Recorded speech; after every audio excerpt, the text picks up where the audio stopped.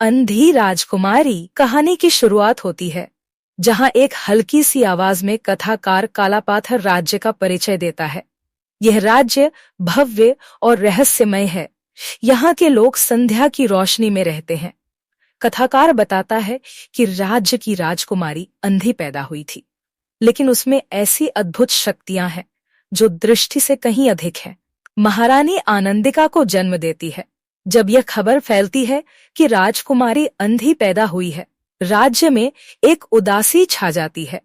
चिकित्सक आश्चर्यचकित होते हैं, लेकिन महारानी शांत रहती है।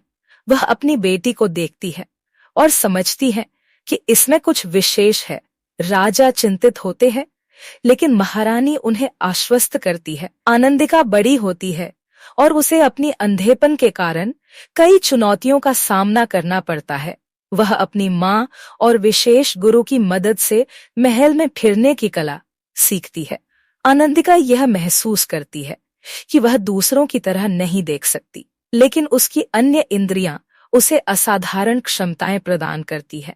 वह हवा की सरसराहट से लोगों की भावनाओं को पहचान सकती है और प्राकृतिक ध्वनियों में छिपे रहस्यों को सुन सकती है।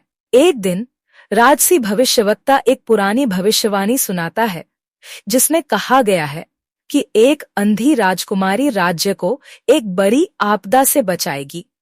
वह भविष्यवाणी बताता है कि राज्य को एक अंधेरे शक्तियों से बचने के लिए किसी ऐसे व्यक्ति की आवश्यकता होगी जो दिल से देखे। यह भविष्यवाणी सभी को हिला देती है। एक अंधी शक्ति जो मलाकर नामक जादूगर द्वारा नियंत्रित है, राज्य पर हमला करती है। राज्य के ऊपर एक घना और डरावना अंधेरा फैल जाता है। लोग घबराने लगते हैं, लेकिन आनंदिका के पास ही एकमात्र समाधान है। हालांकि वह अंधी है, वह महसूस करती है कि उसकी शक्तियां उसे इस अंधेरे से लड़ने की ताकत देंगी। आनंदिका राज्य को बचाने के लिए वायु, एक जादुई हवा के प्राणी के मार्गदर्शन में जंगल में जाती है। उसे एक विशेष रत्न, प्रकाश का पत्थर प्राप्त करने के लिए यात्रा करनी होती है। इस यात्रा में आनंदिका सीखती है कि कैसे अपनी अन्य इंद्रियों के द्वारा वह सब कुछ महसूस कर सकती है जो उसे दिखाई नहीं देता। आनंदिका मलाकर के किले पर पहुंचती है, जहां वह उसके सामने खड़ी होती है। मलाकर आनंदिका का मजाक उड़ाता है क्योंकि वह अंधी है, लेकिन आनंदिका अपने दिल की शक्ति से उसकी जादुई शक्तियों का सामना करती है।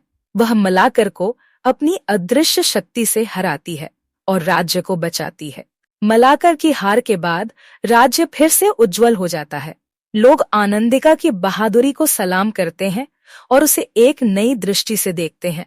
वह अब सिर्फ अंधी राजकुमारी नहीं, बल्कि राज्य की सच्ची रक्षक बन चुकी है। ऐसे और वीडियोस देखने के लिए हमारे चैनल को लाइक न सब्सक्राइब करें और हाँ, बेल आइकन को दबाना न भूलें।